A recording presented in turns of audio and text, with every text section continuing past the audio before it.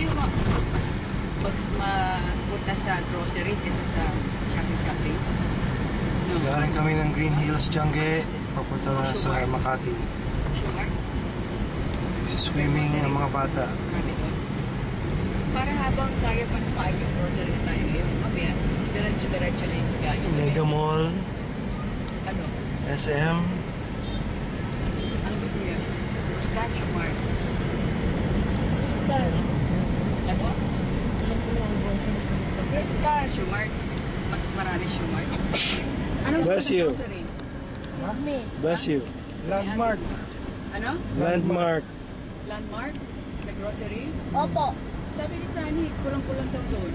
Hindi, kompleto, mahal lang. Namimili si Laura. Sabi ni Sunny, Kompleto daw doon. Hello? Hello? Okay, Landmark na lang. Baka wala pa.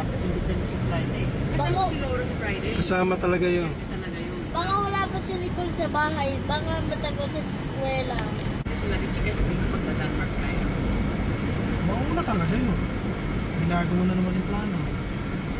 Hindi, akala ko magsha-shopping pa sila doon. Bibili lang konti. Sa Tiangge. Naiwan ba? Iwan sila, magsha-shopping pa rin. Ganito eh. Umimigay doon mga barkada niya doon. Oo. Mura eh, 100 pesos. Ang mura eh.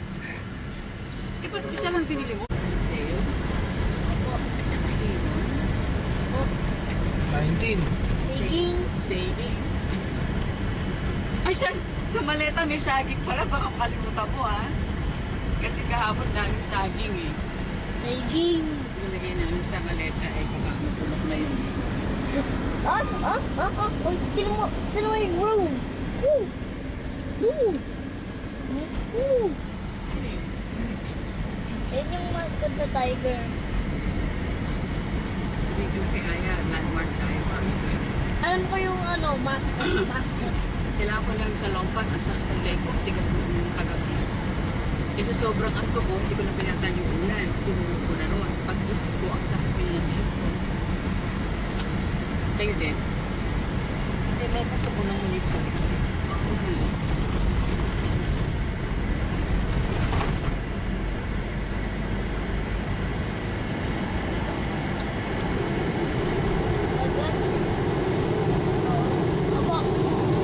Aya, pupunta muna kami sa landmark mag-grocery. Naiiwan na doon. Kasi yung dalawang bata gusto ko mag-aral.